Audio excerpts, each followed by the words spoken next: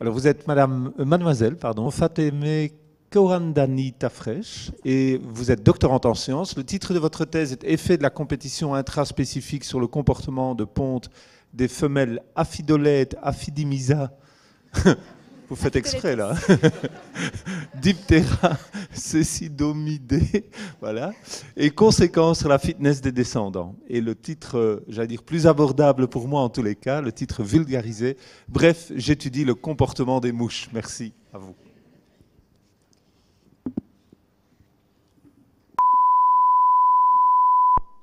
Bien, bonjour.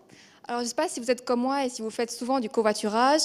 Moi, j'aime bien, c'est sympa, on papote. Mais le problème, c'est qu'à chaque fois que je monte dans la voiture, la première question, c'est « Bon, et toi, qu'est-ce que tu fais? Qu'est-ce que tu étudies ?»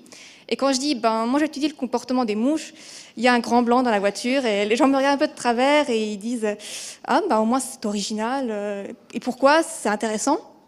Eh bien, oui, c'est très intéressant, surtout quand il s'agit de cette mouche-là.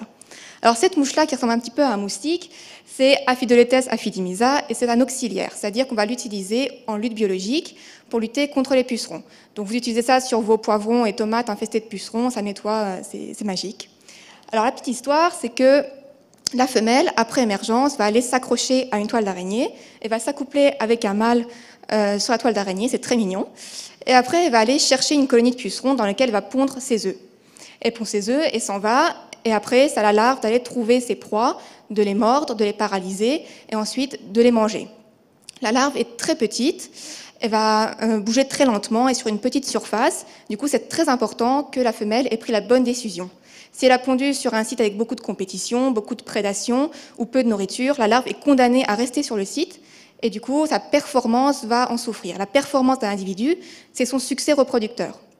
Et ça, on arrive à le quantifier en regardant, une fois que la larve est devenue adulte, on va regarder sa taille, son poids, son taux de lipides, puisque chez les insectes, en général, la taille est corrélée avec la fertilité. Plus on est grand, plus on est gros, plus on a de petits, donc plus on est performant.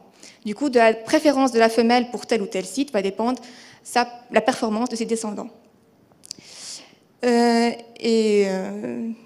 Donc voilà, la préférence, la performance. Ensuite, une fois que la larve va éclore, elle va aller trouver ses pucerons, les consommer et s'empuper. Donc elle fait un petit cocon duquel va émerger l'adulte. Alors chez cette espèce-là, on a remarqué que la femelle ne prend pas toujours la bonne décision. La théorie voudrait que maman a toujours raison, ce qui n'est pas toujours le cas. Des fois, maman se trompe et pond sur un site où il y a de la compétition. Donc la femelle A passe et pond ses œufs et s'en va. La femelle B arrive et fait comme si elle était seule au monde et pond également ses œufs et s'en va. Du coup, il y a de la compétition et ensuite, les descendants doivent faire avec cette mauvaise décision. Et ils élaborent des stratégies pour lutter contre cette compétition. Par exemple, chez cette espèce, la larve est un prédateur mais furtif. C'est-à-dire qu'il y a des prédateurs comme les coccinelles qui sont actifs, qui sont des gros tanks, et des prédateurs furtifs qui se déplacent lentement et qui n'effraient pas les pucerons. Donc ils ne déclenchent pas de phéromones d'alarme ni de comportement de fuite des pucerons. Donc les pucerons sont là et ils sont bouffés les uns après les autres sans que les copains le remarquent. Voilà, le voyage est terminé. J'espère que j'ai réussi à vous convaincre que le comportement des mouches, ça pouvait être très intéressant.